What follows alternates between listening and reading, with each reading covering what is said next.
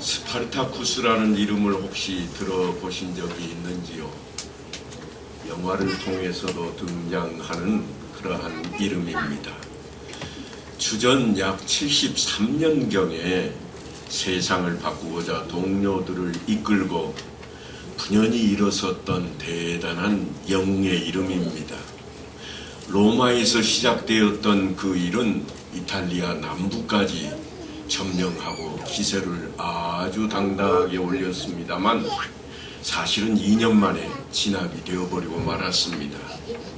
그래서 함께했던 6천여 명의 전사들이 로마 중심 도로인 아피아 가도 양편의 십자가에 모두 매달려 처형되고 말았습니다. 정말 참혹한 형장이었습니다. 한 번 노예는 영원한 노예라. 태어날 때부터 부여받은 신분은 주홍글씨처럼 지울 수가 없었습니다.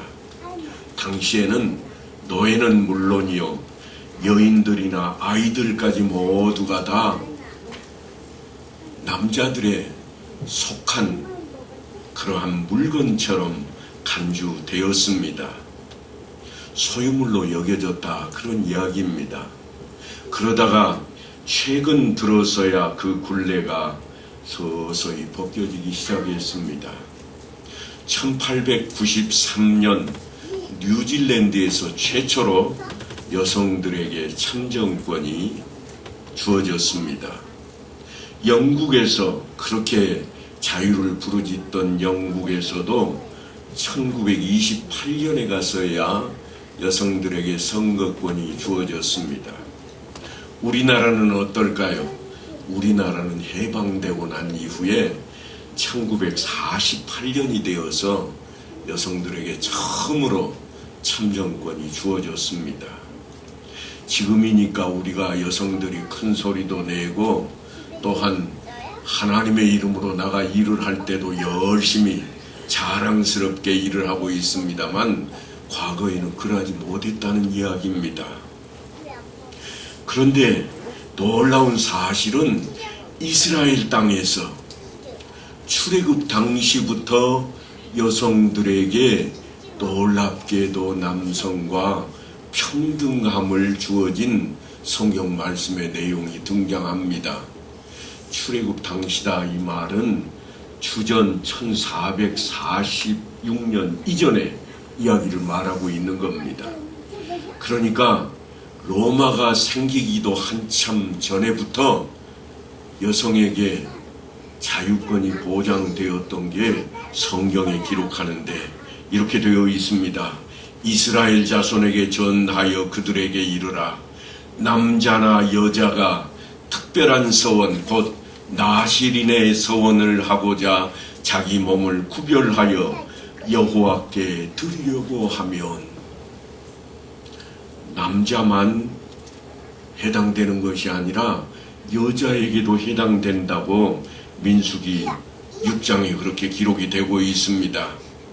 지난 시간에도 살펴보았습니다만 하나님께 택하심을 입은 사람들은 이스라엘의 제사장들과 레위 지파 사람들이었습니다.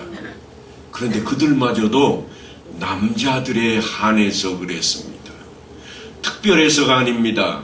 어찌되었든 하나님께서 제사장이나 레위 지파로 구별을 하자 그들은 놀라운 지위를 차지하게 되었습니다.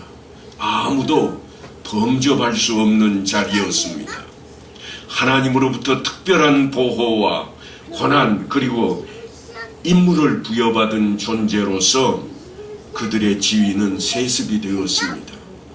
아버지가 제사장이면 아들도 제사장이요, 아버지가 레위 지파면 그 아들도 여전히 레위 지파였습니다. 그러니까 이 일들이 하나님에 의해서 이루어지고 있는 일들인데 그들이 모든 이와 같은 일들에 이르기까지 남자들에게만 국한되고 있었다는 것입니다. 누구에게나 가능한 일이 아니었습니다. 하지만 하나님께서 허락하신 나실인의 법은 전혀 달랐습니다. 출신 집하나 남녀노소를 가리지 않았습니다. 아직 뱃속에 있는 아이도 부모에 의해서 서원을 할 수가 있었습니다. 그러니까 나시린은 남자가 되었건 여자가 되었건 그의 출신이 어떠하든 아무 상관없이 하나님께서 놀라운 지위를 부여하는 그 자리에 서게 되었다고 하는 것입니다. 이와 같은 모습이 오늘 성경에 등장하는데 남자나 여자가 특별한 서원, 곧 나시린의 서원을 하고 자기 몸을 구별하여 여호와께 드리려고 하면 하는 것입니다. 직업이 무엇이든지 천한 집안 출신이든 아이가 되었든 여성이든 그런 것들은 아무것도 문제가 되질 않았습니다. 자신을 하나님께 드리고자 하기만 하면 누구라도 기쁘게 받으시겠다고 하는 하나님의 마음이 오늘 말씀 안에 담겨 있습니다. 하나님께서 그러한 자의 마음을 기쁘게 받으시겠다. 공평하신 하나님, 하나님의 공평하심이 가득 담겨 있는 나시린의 법이라 말할 수 있습니다.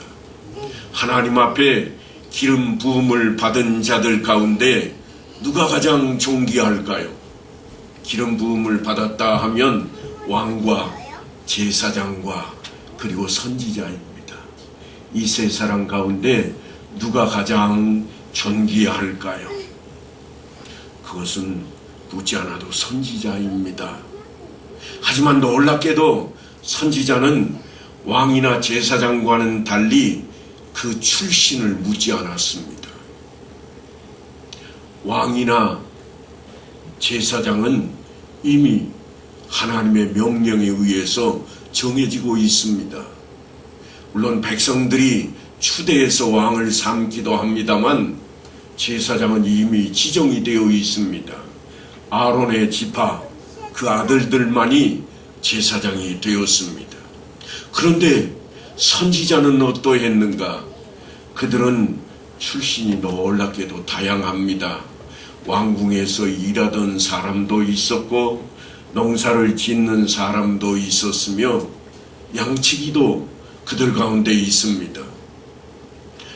그런데 사실 선지자는 자신들이 서원해서 된 인물들이 아닙니다. 선지자는 나시린이 아닙니다. 그러면 어떻게 해서 되는가? 하나님께서 거명을 하시는 겁니다. 너를 내가 지금부터 들어 쓰겠다. 그러면 그가 선지자가 되어서 하나님의 말씀을 대언하게 되었습니다. 환상으로 하나님의 말씀을 대하기도 하고 하나님께서 직접 천사를 통해 그의 입술을 빌려 사용하시기도 했습니다. 그래서 왕이나 제사장들조차도 선지자의 말을 무시할 수가 없었습니다. 그리고 아주 독특한 기능을 부여받은 한 직분자가 나타나는데 그것은 사사라는 직분입니다. 사사는 왕국시대를 맞이하기 바로 전에 있었던 하나님의 일꾼으로 이스라엘을 다스리던 사람이었습니다. 그런데 이 사사에게는 왕에 대한 그 직분도, 제사장에 대한 직분도, 선지자에 대한 직분까지도 다 한 몸에 부여받는 그러한 직분자가 되었습니다. 사사는 왕국 시대를 맡기 전에 이스라엘을 다스리던 사람으로 왕의 자리에 또한 제사장의 자리에 선지자의 자리에 동일하게 세 가지를 다 가지고 일을 했던 하나님께서 택하신 자였습니다. 아주 막강한 존재였는데 그 중에는 여성도 있습니다. 그 이름이 유명한 드보라입니다. 도랑아 출신, 다시 말해서 깡패 출신도 있습니다. 그 이름은 입다입니다. 그럼에도 불구하고 백성들이 그들을 잘 따랐습니다. 왜일까요? 그것은 아마도 나시린 규례 때문일 것입니다. 나시린이 무엇이길래 그랬을까요? 천하디 천한 신분이라도, 차별당하던 인생이라도, 실패한 인생이라도, 죄를 범한 사람이라도, 난잡하거나 도박과 술에 찌든 인생이라도 할지라도 이제 나를 구별하여 내가 여호와께 드리겠노라 하면 그는 하나님께서 귀하게 쓰임받는 직분자가 되었습니다. 그런데 하나님께서 택하신 자이니 그의 출신이 어떠하든, 그의 성분이 어떠하든, 그의 모습이 어떠하든 그게 무슨 문제가 되었겠습니까? 그래서 사사들이 다스리던 동안에 백성들은 모두가 다 사사들의 말을 따라서 움직이고 생활을 하게 되었다고 하는 것입니다. 이제 나를 구별을 하여 하나님께 드리기를 원하나이다. 그렇게 작정만 하면, 아니 하나님 앞에 나서서 서원을 하기만 하면 나실인이라고 하는 놀라운 직임을 받게 되는데, 그것은 하나님께서 기쁘시게 받으시기 때문입니다. 그러니까 나실인 규례는 하나님의 사랑이 놀랍도록 가득 담긴 그러한 규범으로 우리 안에 자리하고 있는 겁니다. 나실인이라 하는 이 단어는 사실은 히브리어로 나질이라, 그래서 나실인이라 우리말로 번역을 해놓고 있습니다. 그 뜻을 보면 스스로 떠나다 하는 뜻과 자신을 성결하게 구별하다 또는 하나님께 구별된 자라, 그런 의미를 담고 있습니다. 그래서 누구라도 나실인이 되기 위해서는 자기 자신을 가장 먼저 가치관을 바꿔놓아야 됩니다. 세상적인 욕심에서 하나님 은혜로 전환하는 것입니다. 스스로 떠나다 그랬으니까 아브라함처럼 본토 친척 아버지의 집을 떠나고 하나님이 지시하는 곳으로 가는 것을 의미합니다. 세상적인 지지 기반인 재물과 명예와 권력을 떠나야 됩니다.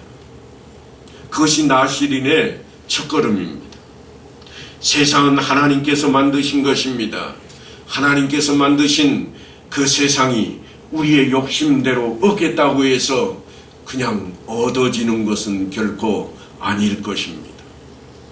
그런 사람들은 그저 반짝 나타났다가 사라져버리곤 맙니다. 그래서 우리말 속담에도 부자가 3대를 가기 어렵다 그럽니다. 하나님께서는 세상을 주인의 것으로 알고 맡을 만한 사람, 자신은 종이라 여기며 하나님을 주인으로 모시는 사람을 늘 찾고 또 찾으셨습니다. 그리고 그런 사람에게 세상을 늘 맡겨오셨습니다. 나 자신을 구별하여 하나님께 드리는 사람, 다시 말해서 나실인에게 그 일을 맡기셨다는 이야기입니다. 인생의 성공은 하나님께 얼마나 헌신하고 섬기는가 하는 데 달려 있습니다. 그런데 하나님께 자신을 바치기로 서원한 나실인에게는 반드시 지켜야 할 3가지의 중요한 사항이 있었습니다. 우리가 오늘 본문을 읽어 이미 이해하고 있겠습니다만, 첫째로는 포도주와 독주를 멀리해야 됩니다. 포도주와 독주를 멀리하며 포도주로 된 초나 독주로 된 초를 마시지 말며 포도즙도 마시지 말며 생포도나 건포도도 먹지 말지니 자기 몸을 구별하는 모든 날 동안에는 포도나무 소사는 씨나 껍질이라도 먹지 말지라. 아주 결벽증에 가까울 정도입니다. 하지만 이 규례가 담고 있는 의미는 기쁨을 세상이 아닌 하나님께서 찾으라, 그런 의미를 담고 있습니다. 하나님만이 유일하신 위인이 되실 뿐만 아니라 하나님만이 우리의 위안의 대상이 되고 서원하는 날 동안에는 오직 하나님께만 기쁨을 얻겠다고 하는 결단을 하는 자리가 나시린의 첫 번째 자리입니다. 두 번째로는 머리카락을 자르지 말라고 그럽니다. 그 서원을 하고 구별하는 모든 날 동안은 삭도를 절대로 그의 머리에 대지 말 것이라. 자기 몸을 구별하여 여호와께 드리는 날이 차기까지 그는 거룩한 즉 그의 머리털을 길게 자라게 할 것이라. 이와 같은 규례는 유대인들이 삼손의 경우처럼 여호와의 힘이 머리털에서 나온다고 믿는 것에서 기인한 것이라 말할 수 있습니다. 머리털은 피와 함께 생명을 상징합니다. 머리에 삭도를 대지 않는 일은 생명의 주권자가 되신 하나님께 철저한 순종과 경외를 나타내는 것을 의미합니다. 세상 사람들이 자기 뜻대로 자기 뜻을 관철시키고자 할 때 무슨 일을 하는가 하는 것을 우리가 들여다보면 금방 이해가 갑니다. 사람들이 데모를 하거나 혹은 자기 정치적인 뭔가를 이루고자 할 때 가장 심각하게 다루는 게 뭔가 하면 삭발하고 나서는 겁니다. 그러니까 삭발이라고 하는 것은 자기 의지를 나타내는 표현이라 말할 수 있습니다. 그러니까 그것을 하지 않는 것은 오직 온 마음과 뜻과 정성을 다해서 하나님만 의지하고 섬기겠다고 하는 그러한 다짐이 되는 것입니다. 세 번째로는 시체를 가까이 해서는 안 됩니다. 죽은 사람의 시신은 부모라 할지라도 멀리 해야 된다고 규정하고 있습니다. 자기 몸을 구별하여 여호와께 드리는 모든 날 동안은 시체를 가까이 하지 말 것이요 그의 부모, 형제, 자매가 죽은 때라도 그로 말미암아 몸을 더럽히지 말 것이니 이는 자기의 몸을 구별하여 하나님께 드리는 표가 그 머리에 있습니다. 그러니까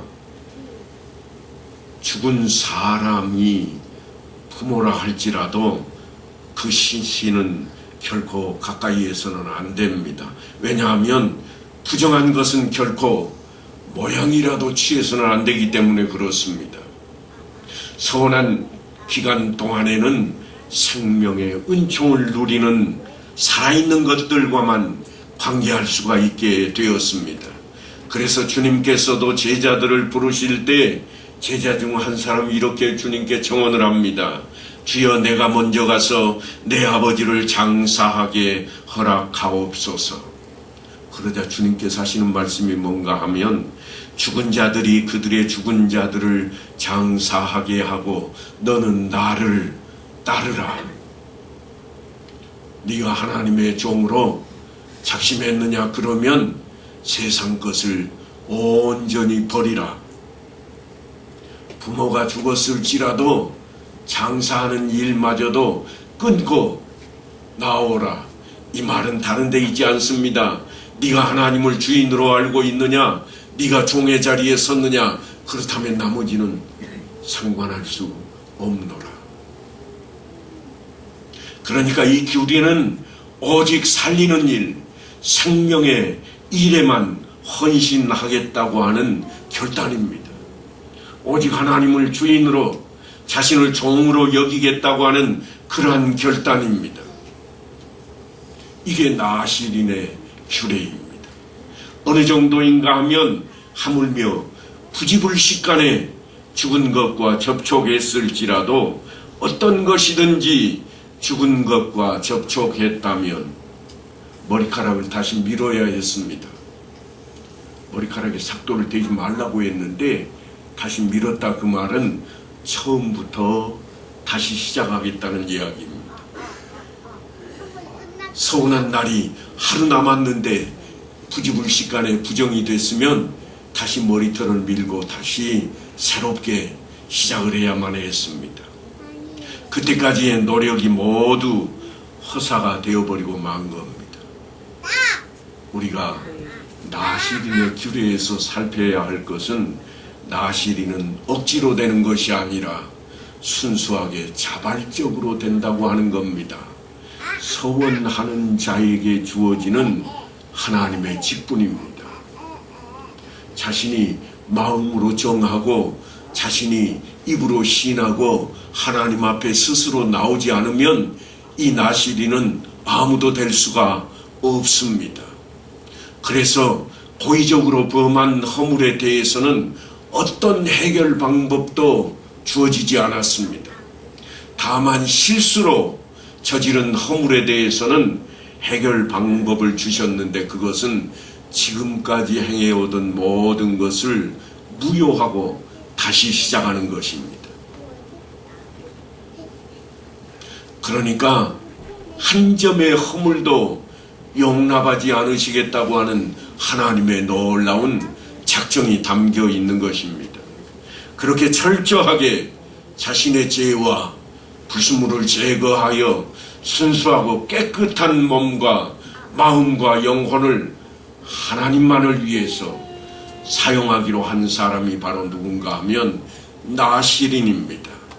이처럼 어렵고 힘든 규례를 지키면서까지 나시린이 되기를 서원하는 사람이 누가 있을까요? 그런데 놀랍게도 많습니다. 전혀 없을 것 같은데 그렇게 힘든 일을 누가 하려고 하겠는가? 그런데 많습니다. 오늘날에도 있습니다.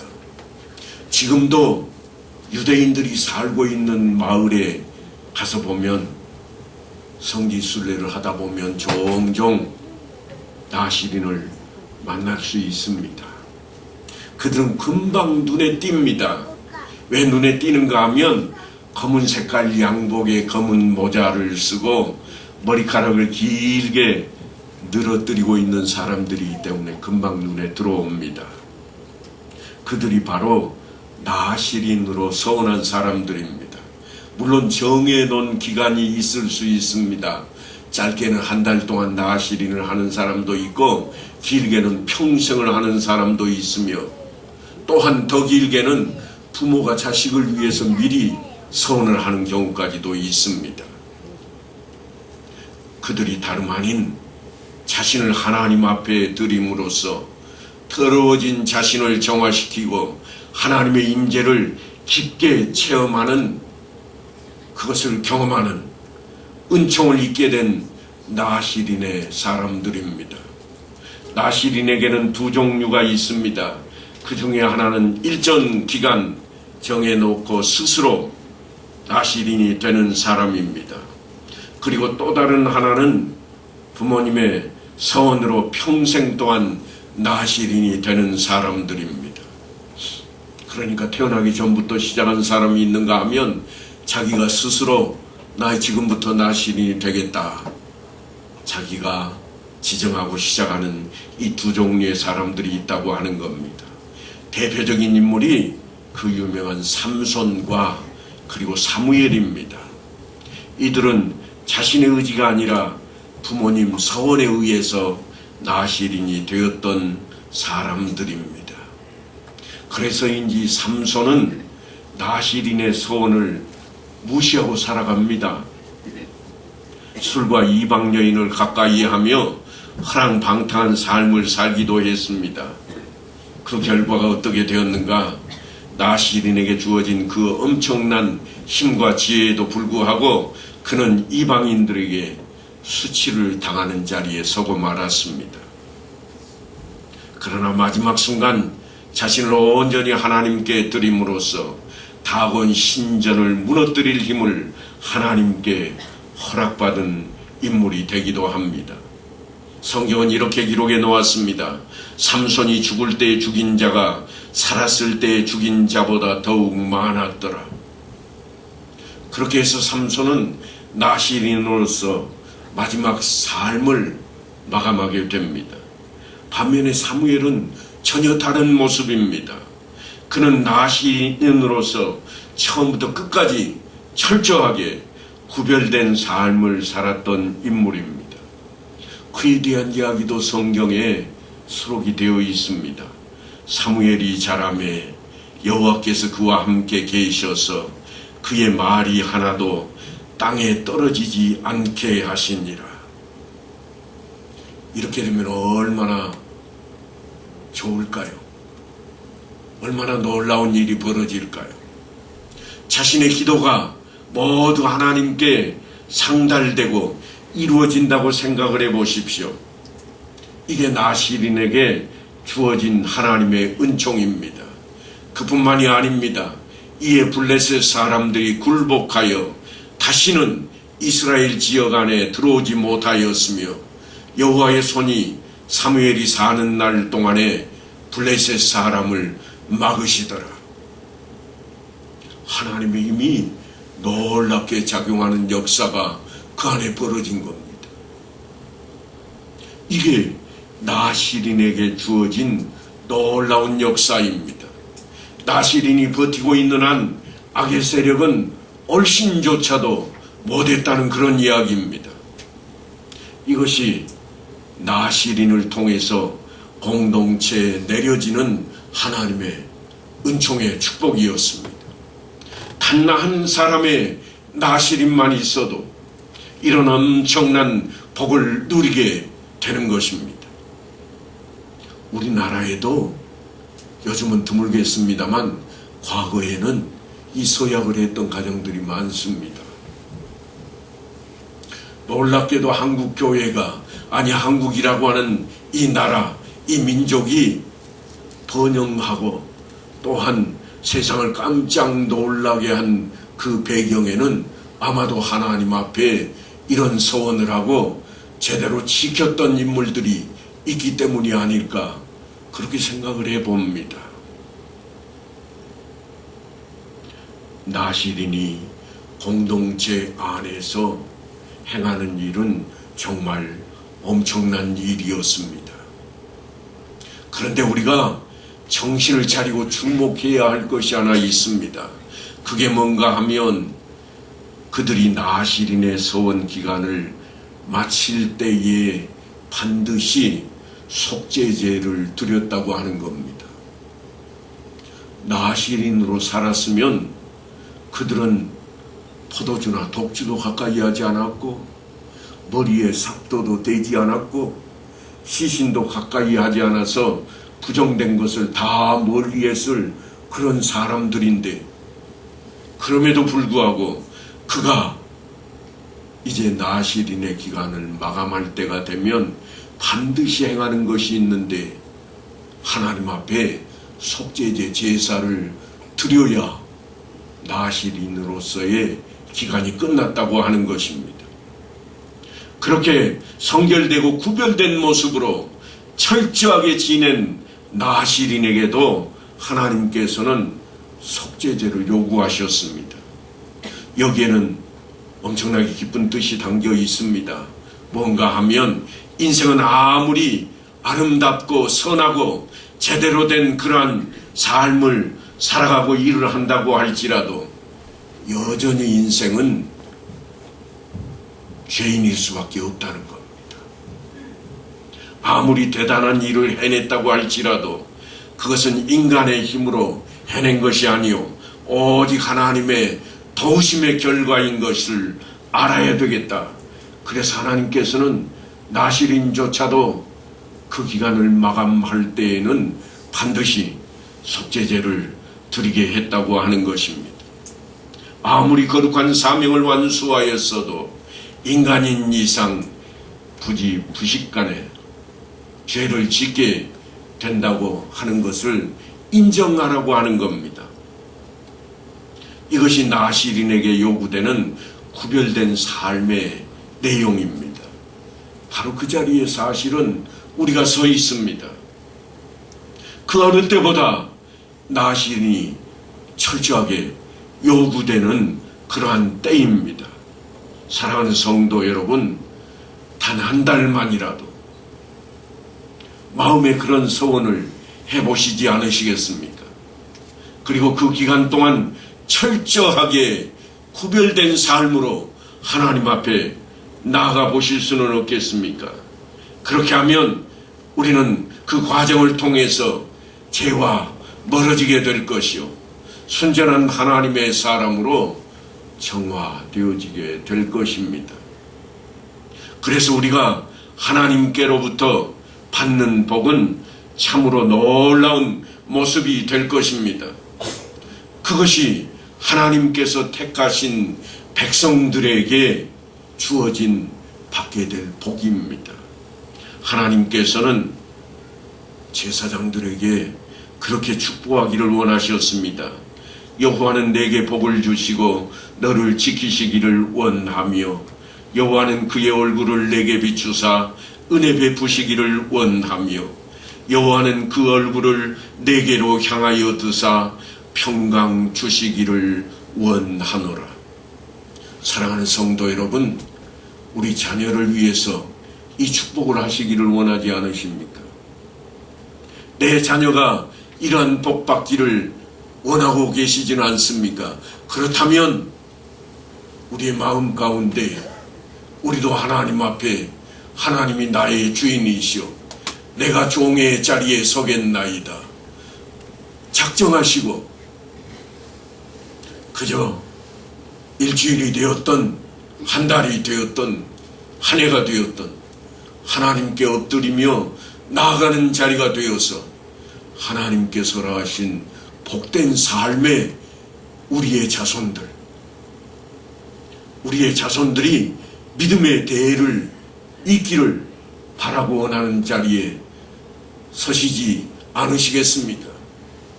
아니 우리 교회의 다음 때를 위해서 한마음 한뜻을 품고 우리가 온전히 하나님의 역사에 그 하나님의 은총 앞에 엎드리는 자리로 나가지 않으시겠습니까? 새벽 시간을 깨우며 하나님 앞에 하루를 마감하며 하나님 앞에 엎드리는 온 성도들의 삶으로 나아가는 귀한 하나님의 종들이 될 수 있게 되기를 간절히 축원합니다.